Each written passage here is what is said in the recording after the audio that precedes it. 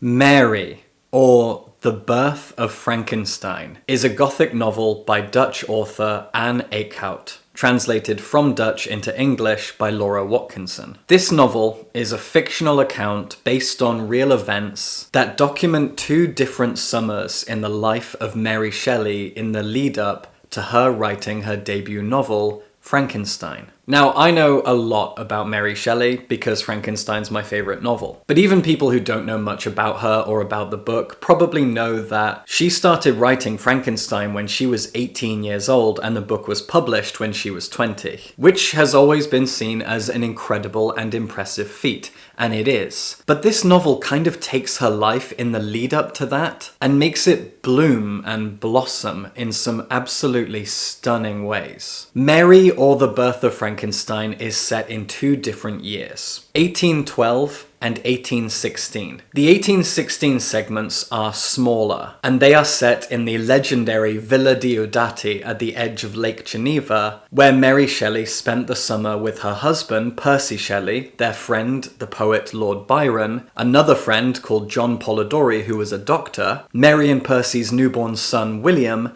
and Mary's stepsister, Claire, whose real name was Claire Claremont.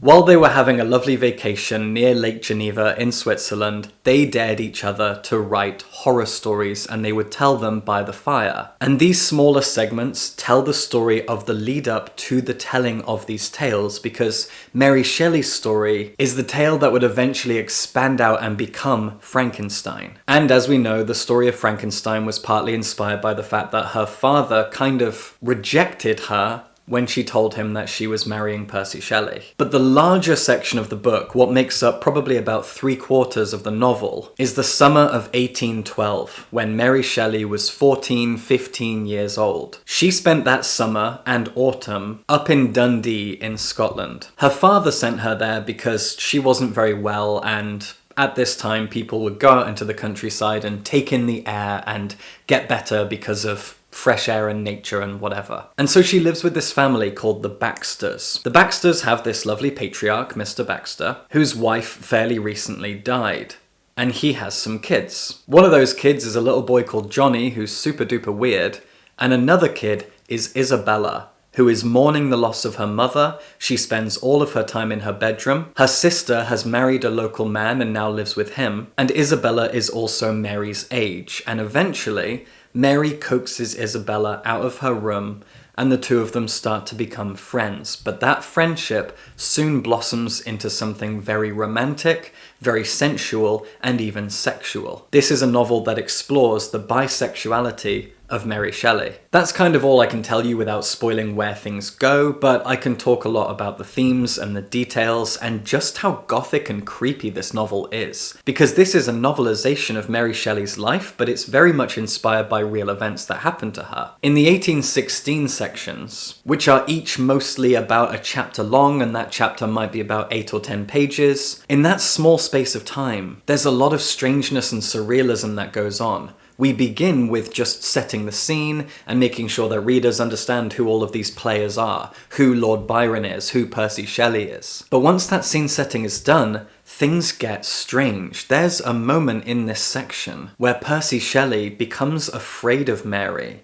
He has some kind of a fit and he sees her as a monster. He imagines that there are eyes where her nipples should be, and he runs off screaming. And that's just one of a few weird moments in the book where you can't tell if what's happening is a dream, a nightmare, or something genuinely surreal and kind of frightening that's going on. And what seems to inspire a lot of these moments is Mary Shelley's own self-hatred.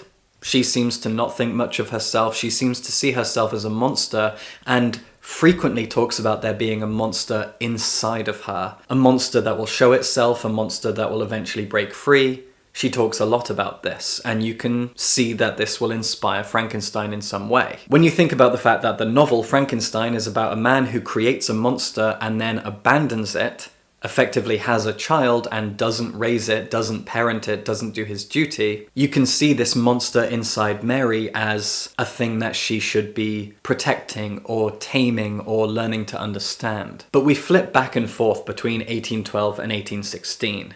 And as I said, the 1812 sections are much, much longer. They're the main bulk of the novel. And Mary Shelley aside, the story of the creation of Frankenstein aside, this is just a really fantastic story about a young girl discovering her sexuality, making friends, learning how to live, being a teenager, and also uncovering weird stuff. She and Isabella have runaway imaginations. There is a moment in the book where they think they see some kind of a sea monster, and they want to investigate it. They want to understand what this monster is. They talk to local people. A strange old woman at the beginning of the novel talks to Mary and scares her, frightens her about stories of witches and local folklore. Witchcraft at this time was still a relevant topic. Laws had been passed 100 years prior, 50 years prior, banning the use of witchcraft. Witches and monsters and other aspects of Scottish folklore play a part in this story, and you can read a lot of it as Mary Shelley having an overactive imagination. We know that she furiously looked up to her mother, Mary Wollstonecraft, a woman who died of an infection just after giving birth to Mary,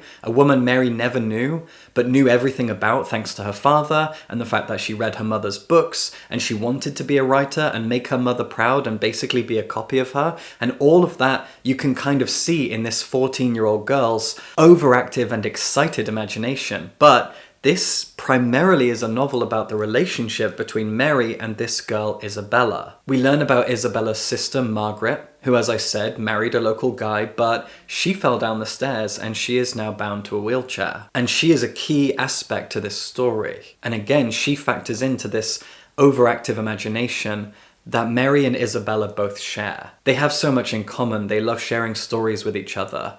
They love exploring, they love learning about things, and they love wondering about things like this sea monster. And as the story goes on, their relationship becomes completely romantic and sexual. It's a little weird having a novel full of very, very vivid sexual scenes between two 14-year-olds, but I mean, I was 14. Also, when you think about the fact that Mary Shelley originally wrote Victor and Elizabeth as cousins who get married, and Edgar Allan Poe actually married his cousin. But these sexual scenes are actually really important. If the novel has one vivid piece of imagery to focus on, it's breasts and nipples. All the way through the book, in both of these different sections, Mary Shelley talks a lot about nipples, whether it's in the first person, which the 1812 sections are because they're written as a diary, or in the third person, like the 1816 sections. In both of these different time periods that are 4 years apart, she is obsessed with nipples. In 1816, you can see this because she's just given birth to William, her second child. Her first child, Clara, I think it was Clara, she didn't make it. She died very, very early, I think within days or weeks of being born. She was small and sickly and cold and she didn't make it. Mary is absolutely haunted by this, and she's terrified that the same thing will happen to William, who is still a baby. And there are so many moments that are kind of bittersweet where she's breastfeeding William. She sometimes has monstrous visions around these moments. Other times they're really beautiful, and they paint a vivid and beautiful image of the literal and physical connection between a mother and her child as she is feeding this child and keeping it alive with her breasts. But then we flip back to 1812, where she and Isabella are exploring each other's bodies, and Mary has an obsession with her own and Isabella's breasts. And all of this feeds back to the theme of Frankenstein, the theme of parenthood. Shelley being obsessed with life-giving elements, life-giving parts of the human body, feeds into what she will eventually write, which is a father abandoning his child. It's really, really clever stuff, this constant breast and nipple imagery. And if I say that too many times, I'm going to get demonetized. But this imagery is just something that's feeding into Frankenstein. As you read this novel, you feel like you're seeing puzzle pieces that will eventually all interconnect to create the novel Frankenstein. And that's so clever and so cool. Anne Eekhout has done such an incredible job of doing this. The monster inside, the nipple imagery, so many things are building towards the eventual creation of the novel, which is a novel about creation, about birth. And it's also about life. Victor Frankenstein wants to conquer death. He wants to bring something back to life. Mary is haunted by the death of her firstborn child, and she has this vivid visual obsession with breasts, the things that give life, the things that keep babies going. It's very powerful, and it is constant throughout the novel. That's why I'm talking about it so much. It does not relent as you read it. But because you know what happens to Mary, and you know that she marries Percy, and you know she leaves Dundee, you know that this relationship between her and Isabella is doomed to fail. It's wonderful seeing the potential bisexuality of Mary Shelley on show here, and it is expressed absolutely beautifully in this amazing sapphic relationship between two teenage girls, written by a woman who is really in touch with the concept of sensuality, discovery of our own bodies and each other's bodies. She writes it in such a mature but also kind of unrestrained way. You feel the almost mindless passion in these scenes, not just in the sexual scenes, but the romantic scenes and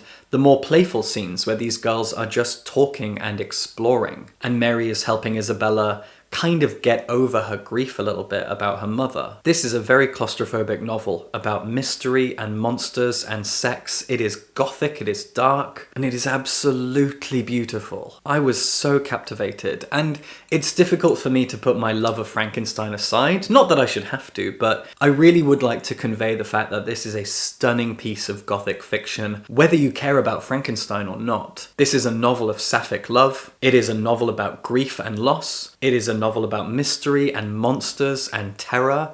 There are nightmares and injuries and sickness. It's a true gothic tale, and it is truly stunning. I love Frankenstein and I love Mary Shelley, and I am so glad I got to read a novelization of her teenage years. But all of that aside, this is an amazing gothic tale, a fantastic story of folklore and youth and self-discovery and loss and grief. This is the first novel that we have translated into English from Anne Eekhout, and I can't wait to see what else she's written. She's an amazing author. I love Dutch fiction. I love the Netherlands. I've spent loads of time there. I'd live there if it wasn't for Brexit. I mean, I still can. I just don't want to get a job.